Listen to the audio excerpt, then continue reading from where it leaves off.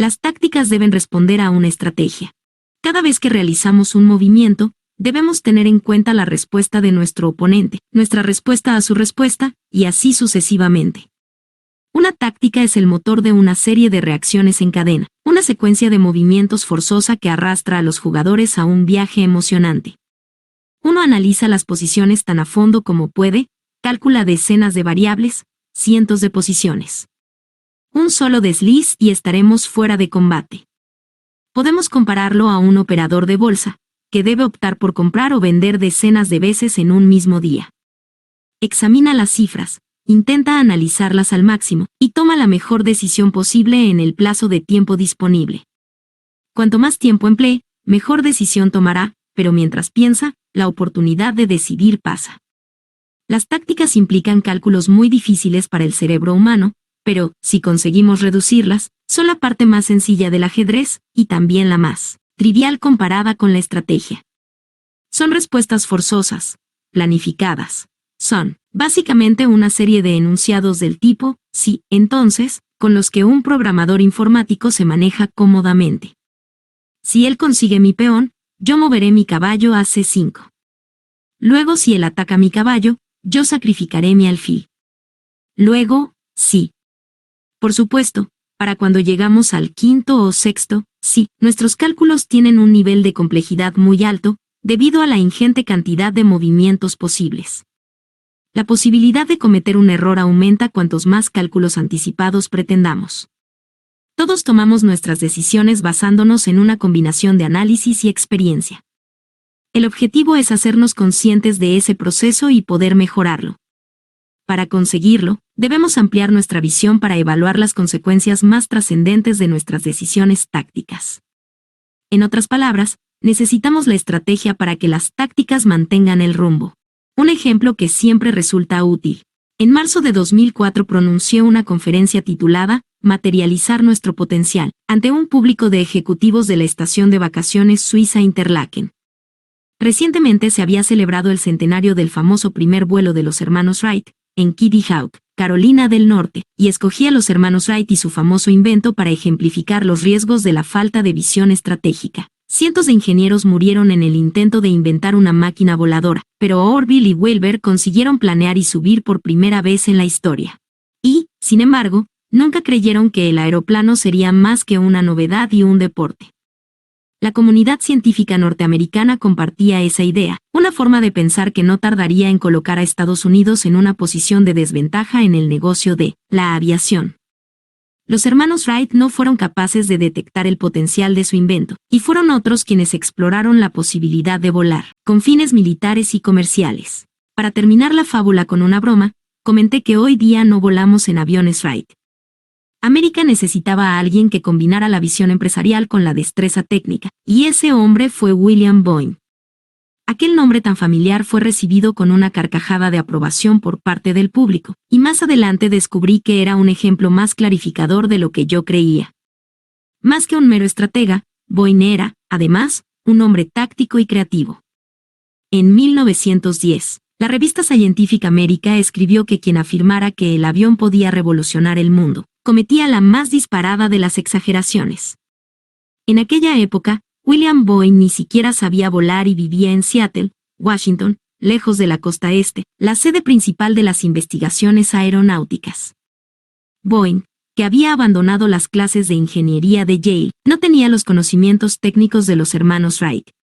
Lo que tenía era visión del potencial del vuelo y capacidad para desarrollar una estrategia y materializarla. Boeing detectó el potencial antes que el mercado, y entendió que la especialización tecnológica era la base indispensable para las compañías de ese nuevo sector. Para llevar a cabo su idea de una compañía aeronáutica comercial de éxito, tuvo que superar varias dificultades técnicas. Convencido de que la tecnología se adecuaría a su visión antes de que él se arruinara, Boeing no se limitó a esperar a que sucediera e invirtió todos sus ahorros. Estrategia, tecnología mejor, táctica. Hizo construir un túnel de viento en una universidad local que pudiera proporcionarle los ingenieros que necesitaba. En 1917, el ejército norteamericano se preparaba para intervenir en la Primera Guerra Mundial. Necesitaban aviones, y Boeing disponía de un nuevo diseño que creía que podían usar. El problema era que la Armada probaba los nuevos aviones en Florida, a más de 3.000 kilómetros, demasiado lejos para la capacidad de vuelo de aquellos pequeños aviones. Boeing sabía que aquella oportunidad era crucial y en una brillante maniobra táctica, desmontó sus aviones, los empaquetó como si fueran pizzas y los envió al otro extremo del país. Aquel éxito modesto le permitió seguir unos cuantos años más, mientras su infatigable fábrica de aviones producía también barcos, y lo crean o no, muebles. Siguió contratando a los mejores ingenieros e invirtiendo en investigación. Cuando la distribución del correo, más el transporte de viajeros, unidos al sensacional vuelo París-Nueva York de Charles Lindbergh, crearon un auténtico boom. Boeing y su tecnología punta estaban preparados para dominar la industria. Poco después, aquel mismo año, participé en 2 convenciones de negocios en Brasil y tuve la oportunidad de añadir 2 capítulos a esta historia. Brasil tiene su propio padre de la aviación, el inventor Alberto Santos Dumont, que pilotaba artefactos más pesados que el aire antes que los hermanos Wright. Sus audaces hazañas y su extravagante personalidad le convirtieron en el hombre seguramente más famoso de la Tierra en 1900, pero hoy día apenas nadie le recuerda. La fama perdida de su héroe nacional me brindaba una comparación entre Santos Dumont y el renombrado Boeing, ideal para el público brasileño.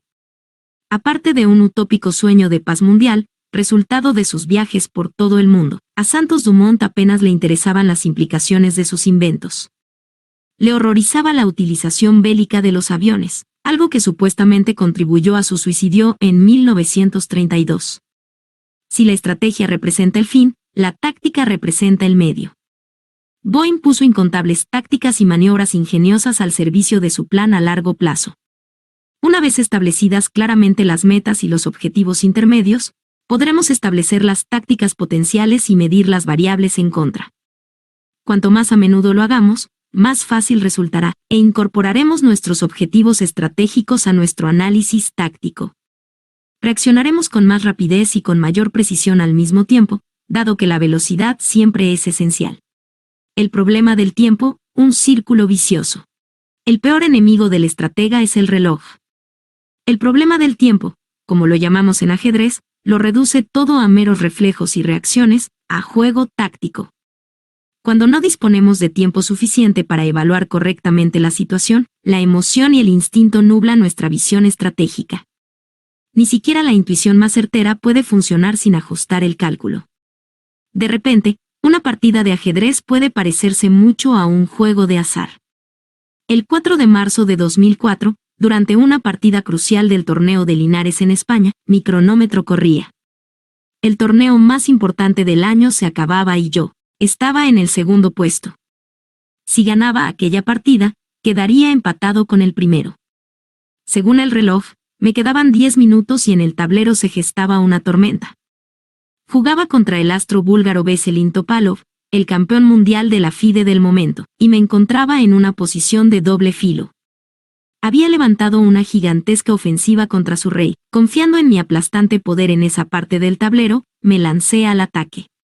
Vislumbré un desarrollo prometedor, pero no encontré la manera de concretar mis cálculos. Ambas partes disponíamos de demasiadas posibilidades. 8 minutos. La situación parecía favorable y mi intuición me decía que tenía que salir bien. Fui a por ello y entonces le tocó sudar a Topalov, que demostró estar muy preparado. Se defendió bien y me creó nuevos problemas, que tenía que resolver en el poquísimo tiempo que me quedaba.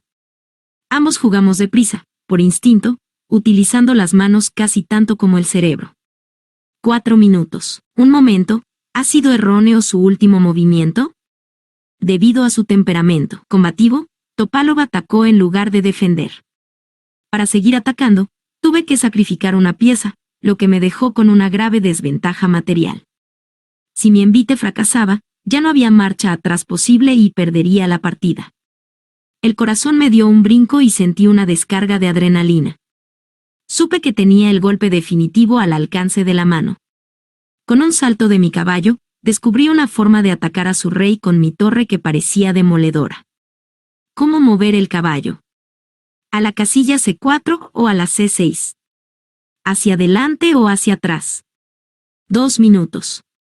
Me estrujé el cerebro considerando las alternativas a toda velocidad, e intenté prever los mejores movimientos de ambas partes, imaginando las variaciones más alucinantes.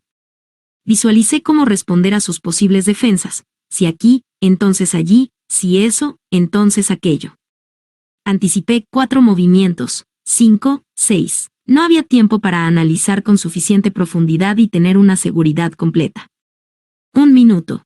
Espera, parece que moverse en retirada es optar por la derrota. Con calma, desplacé el caballo a la casilla siguiente, y supe que había perdido la oportunidad. Topalov reaccionó rápidamente y protegió a su rey. Solo quedaban unos segundos y lo único que yo podía hacer era obligar a su rey a ir hacia adelante y hacia atrás. No había forma de asestar un coup de grâce. La partida acabó en tablas por repetición, nadie gana, nadie pierde. Yo me quedé hundido en la silla, ¿había dejado escapar la victoria? Después de una cacería tan excitante, mi presa había escapado. Acabé el torneo empatado en un amargo segundo puesto, y preocupadísimo porque mi intuición me había abandonado en un momento tan crucial. Resultó que había desplazado el caballo a la casilla equivocada. El análisis demostró que moverlo hacia atrás, a E4, en la dirección errónea, lejos del rey enemigo, me hubiera proporcionado una posición de ataque más ventajosa. Yo había considerado aquel movimiento en mis cálculos, pero creí que su reina pondría en jaque a mi rey retirándose a posiciones defensivas. Cuando se acabó la partida, Topalov sugirió que, para ganar, tenía que haber movido el caballo a E4, a lo que yo repliqué, sí, pero ¿y si la reina hace jaque en C1? Me miró atónito, y su mirada hizo que de pronto me diera cuenta de que ese movimiento hubiera sido ilegal. La reina no puede desplazarse al C1 nunca. Una alucinación total.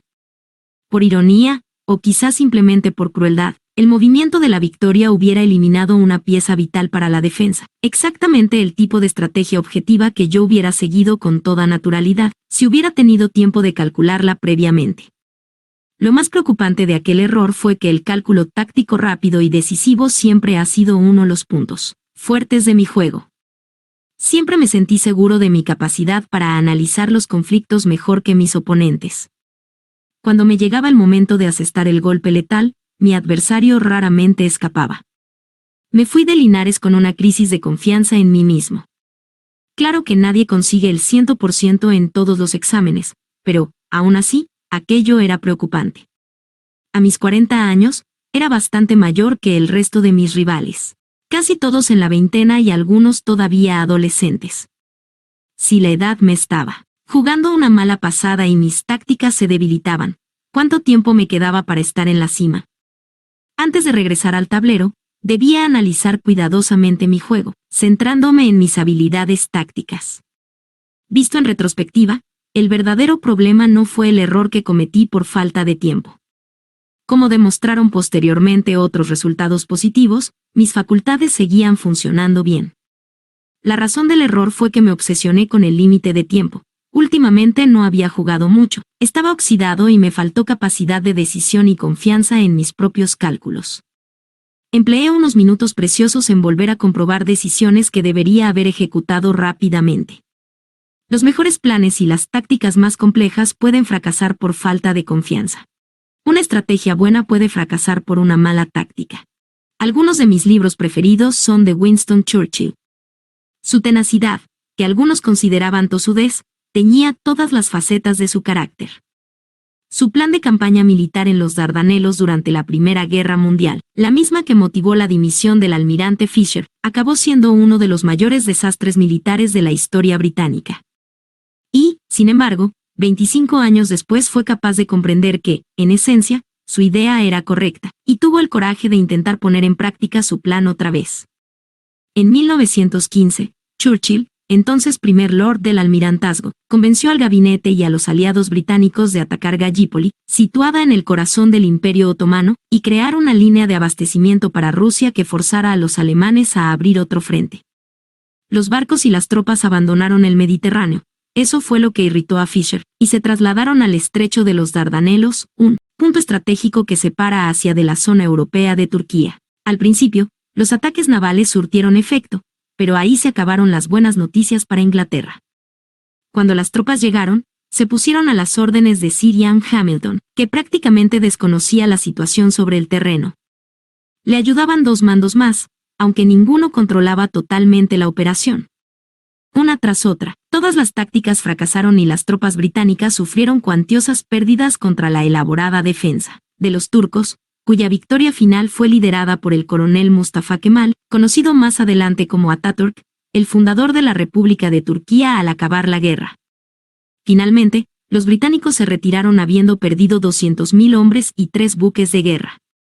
Aquel humillante desastre le costó a Churchill su puesto en el almirantazgo, aunque volvieron a llamarle inmediatamente después del estallido de la Segunda Guerra Mundial. En 1941, cuando la Alemania nazi atacó a la Unión Soviética, Churchill se dio cuenta de que los aliados se enfrentaban a un problema, parecido al de 1915. Los soviéticos estaban muy mal pertrechados, igual que Rusia al principio de la Primera Guerra Mundial. Una de las primeras acciones anglo-soviéticas, en julio de 1941, fue ocupar Irán para asegurar una línea de suministros y comunicación por tierra con los soviéticos. Si la guerra era larga, las comunicaciones navales del norte resultarían insuficientes. En octubre, los aliados empezaron a abastecer a los soviéticos, básicamente tal como Churchill había planeado en 1915. Enviaban mensualmente 300.000 toneladas de alimentos, municiones y otros suministros esenciales, algo que en 1945 resultó vital para el esfuerzo de guerra de la Unión Soviética. Churchill había comprendido que el fracaso de la campaña de Gallipoli no significaba que estuviera basado en un razonamiento erróneo. No importa si los resultados son buenos o malos, debemos analizar las causas con todo rigor. En ajedrez, hay muchos casos de buenas estrategias que fallan por malas tácticas, y viceversa. Un simple descuido puede hacer fracasar la idea más brillante. Incluso son más peligrosos a la larga los casos de malas estrategias que triunfan gracias a una buena táctica, o simplemente debido a la buena suerte. Eso puede funcionar una vez, pero raramente se repite. Por eso es tan importante cuestionar las victorias con tanto rigor como se cuestionan las derrotas. Pablo Picasso acertó cuando dijo con su estilo típicamente elíptico, los ordenadores no sirven para nada. Solo son capaces de proporcionarnos respuestas. Lo importante son las preguntas. Las preguntas, y descubrir cuáles son las acertadas, cuáles son la clave para mantener el rumbo.